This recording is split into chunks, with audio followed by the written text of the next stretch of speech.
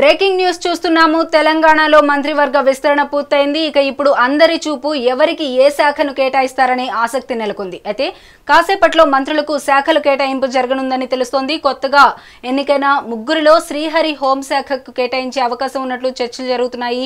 అటు వివేక్ వెంకటస్వామికి కార్మిక శాఖ, అడ్లూరి లక్ష్మణ్ కు గిరిజన శాఖ కేటాయించే ఛాన్స్ ఉన్నట్లు తెలుస్తోంది. అయితే ప్రస్తుతం సీఎం దగ్గర home, municipal, education, commercial, tax, labour శాఖలు ఉన్నాయి. మంత్రివర్గ విస్తరణకు సంబంధించి మరింత సమాచారం మా సీనియర్ కరెస్పాండెంట్ శ్రీనివాస్ లైవ్ ద్వారా అందిస్తారు. శ్రీనివాస్, చెప్పండి, అసలు ఎవరెవరికి ఏ ఏ శాఖలు కేటాయించే అవకాశం ఉన్నట్లుగా మనకి ఇన్ఫర్మేషన్ ఉంది? గవర్నర్ కార్యాలయంలో ప్రమాణ స్వీకారం చేసినటువంటి ముగ్గురు మంత్రులకు శాఖలు కూడా కేటాయింపులకు రంగం సిద్ధమైందని చెప్పొచ్చు. ఈ క్రమంలో కూడా ఎవరికి ఏ శాఖలు కేటాయించాలని కూడా ఇప్పటికే దీనికి సంబంధించిన ఒక కసరత్తును కూడా పూర్తి చేసినట్టు కూడా తెలుస్తుంది. ఈ నేపథ్యంలో కూడా ఇప్పటికే అంటే సీఎం రేవంత్ రెడ్డి దగ్గర ఉన్నటువంటి శాఖలకు సంబంధించి అంటే ఇప్పటికే రేవంత్ రెడ్డి దగ్గర హోంశాఖ, అదేవిధంగా మున్సిపల్ శాఖ, ఎడ్యుకేషన్, కమర్షియల్ ట్యాక్స్, లేబర్కి సంబంధించిన శాఖలు కూడా సీఎం రేవంత్ రెడ్డి దగ్గరే ఉన్నాయి. సో ఈ నేపథ్యంలో కూడా రేవంత్ రెడ్డి ఇప్పటికే అంటే ఇంతకుముందే రేవంత్ రెడ్డి మొదటి నుండి చెప్తున్నారు, నా దగ్గర ఖచ్చితంగా ఎడ్యుకేషన్, మున్సిపల్ శాఖ నా దగ్గరే పెట్టుకుంటానని కూడా రేవంత్ రెడ్డి స్పష్టం చేసిన నేపథ్యంలో కూడా హోంశాఖకు సంబంధించి అదేవిధంగా ఏదైతే కమర్షియల్ ట్యాక్స్, ఈ కార్మిక శాఖ, ఈ అంటే వీటిలో ఎవరికి ఏవి కేటాయించాలనే అంశంపై కూడా కసరత్తు జరుగుతుంది. అయితే ఇప్పటికీ అంటే బీసీ కులగణన చేపట్టింది. తెలంగాణలో బీసీలు ఎక్కువ ఉన్నారు.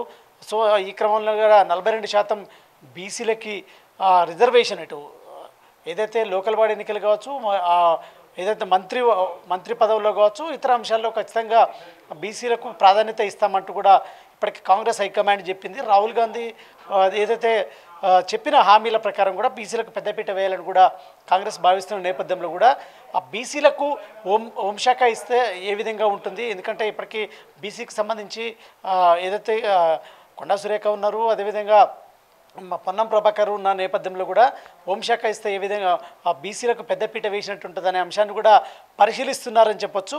ఈ క్రమంలో కూడా మరి ఏదైతే మంత్రివర్గ విస్తరణలో చేపట్టినటువంటి ముగ్గురులో ఒక్క బీసీ అంటే ముదిరాజు సామాజిక వర్గానికి చెందిన మక్తలి ఎమ్మెల్యేకి సంబంధించి శ్రీహరి ముదిరాజుకు మరి హోంశాఖ ఇస్తారా, ఏ శాఖ ఇస్తారా అనేది ఒక చర్చ జరుగుతుంది. ఈ క్రమంలో కూడా బీసీకి అయితే పెద్దపీట వేయాలని కూడా భావిస్తున్న నేపథ్యంలో కూడా ఆ రకంగా ఆ శాఖల కేటాయింపుపై కూడా కసరత్తు అయితే చేస్తున్న పరిస్థితి.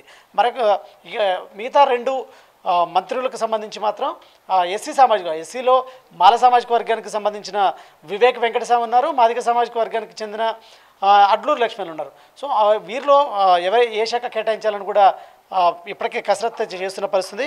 అయితే అంటే వివేక్ వెంకటస్వామికి తండ్రి కాకా ఉన్నారు. కాకా సీనియర్, ఆయనకు కార్మికులకు ఎప్పుడు ఆ సింగరేణిలో కార్మికులకు అండదండగా ఉంటూ కూడా పెద్ద ఎత్తున కార్యక్రమాలు చేశారు. కార్మికుల కోసం పోరాటాలు కూడా చేసిన పరిస్థితి. ఆ కార్మికుల పక్షాన నిలబడ్డ నేపథ్యంలో కూడా ఒకవేళ వివేక్ వెంకటస్వామికి కూడా కార్మికులకు సంబంధించిన శాఖను కేటాయిస్తారా అనే అంశంపై కూడా ఆలోచన చేస్తున్నట్టు కూడా తెలుస్తుంది.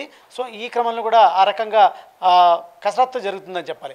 ఇక అడ్లూరి లక్ష్మణ్ విషయానికి వస్తే అంటే మాదిగ సామాజిక వర్గం ఇప్పుడు ఇచ్చిన హామీ ప్రకారం మాదిగలకు పెద్దపీట అంటే వర్గీకరణ, ఎస్సీ వర్గీకరణ చేస్తా ఎప్పటి నుంచో 30 ఏళ్ళ నుంచి కూడా చేస్తున్నటువంటి మాదిగల పోరాటానికి కాంగ్రెస్ ప్రభుత్వం కట్టుబడి ఉంది. ఇచ్చిన మేనిఫెస్టోలో భాగంగానే ఎస్సీ వర్గీకరణ కూడా చేసింది.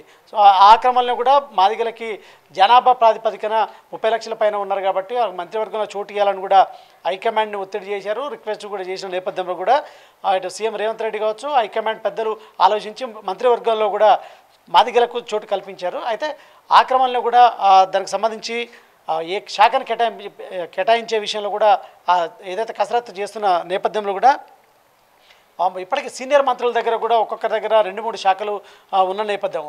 సీతక్క విషయానికి వస్తే సీతక్క దగ్గర గ్రామీణ అభివృద్ధి శాఖ ఉంది, అదేవిధంగా స్త్రీ శిశు సంక్షేమ శాఖ ఉంది, అదేవిధంగా పొన్నం ప్రభాకర్ దగ్గర రవాణా శాఖ ఉంది, అదేవిధంగా బీసీ సంక్షేమ శాఖ ఉంది, జూపల్లి కృష్ణారావు దగ్గర ఎక్సైజ్ ఉంది, అదేవిధంగా టూరిజం శాఖ ఉంది.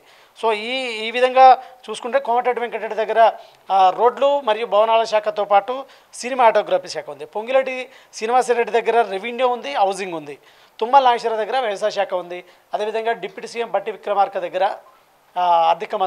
ఆర్థిక శాఖ ఉంది. సో ఈ క్రమంగా సీనియర్ల దగ్గర ఉన్నటువంటి శాఖల్ని అయితే కుదించే అవకాశాలు అయితే తక్కువ ఉన్నాయని చెప్పాలి. సో సీఎం రేవంత్ రెడ్డి దగ్గర ఉన్నటువంటి శాఖలనే వీరికి కేటాయించే అవకాశాలు అయితే స్పష్టంగా కనిపిస్తున్న నేపథ్యంలో కూడా హోంశాఖ అయితే ఒకవేళ శ్రీహరి ముదిరాజుకు కేటాయిస్తారని కూడా తెలుస్తుంది. మరి శ్రీహరి ముదిరాజుకి ఇస్తారా, లేదంటే ఏదో మాదిగ సమాజ వర్గానికి చెందినటువంటి అడ్డూరు లక్ష్మణ్కి ఇస్తారా అనేది ఈ ఇద్దరిలో ఎవరికొకరికైతే ఖచ్చితంగా కేటాయిస్తారని కూడా తెలుస్తుంది. ఎందుకంటే రెండు శాఖలు విద్యాశాఖ అదేవిధంగా మున్సిపల్ శాఖని సీఎం తన దగ్గరే ఉంచుకుంటా అంటూ కూడా చెప్పిన నేపథ్యంలో కూడా హోంశాఖనైతే వదులుకునే పరిస్థితుంది. ఇంకొక నేపథ్యంలో కూడా ఏంటంటే కార్మిక శాఖ ఒకటి ఉంది, దాంతోపాటు కమర్షియల్ ట్యాక్స్ ఉంది. ఈ కార్మిక శాఖ అయితే కార్మిక శాఖ కానీ అదేవిధంగా కమర్షియల్ ట్యాక్స్ కానీ ఈయనకి వివేక్ వెంకటస్వామికి కేటాయించే అవకాశం ఉంది. వివేక్ వెంకటస్వామి డాక్టర్, అదేవిధంగా ఆయన ఉన్నత చదువులు చదువుకున్న వ్యక్తి కాబట్టి ఆయనకు ఆ శాఖ మంచి శాఖ కేటాయించే అవకాశాలు అయితే స్పష్టంగా ఉంటున్నాయి. ఈ రకంగా కూడా కసరత్తు అయితే చేస్తున్నారు. రాత్రి వరకు అయితే శాఖల కేటాయింపు అయితే ఖచ్చితంగా ఉంటాయని కూడా తెలుస్తున్న నేపథ్యంలో కూడా దీనికి సంబంధించి అయితే ఇప్పటికే వారికి ఏదైతే ప్రమాణ స్వీకారం చేశారో అదే ఈ క్రమంలో కూడా శాఖల కేటాయింపు అయితే రాత్రి వరకు అయితే కేటాయిస్తారని కూడా స్పష్టంగా తెలుస్తుంది. తేజస్వి.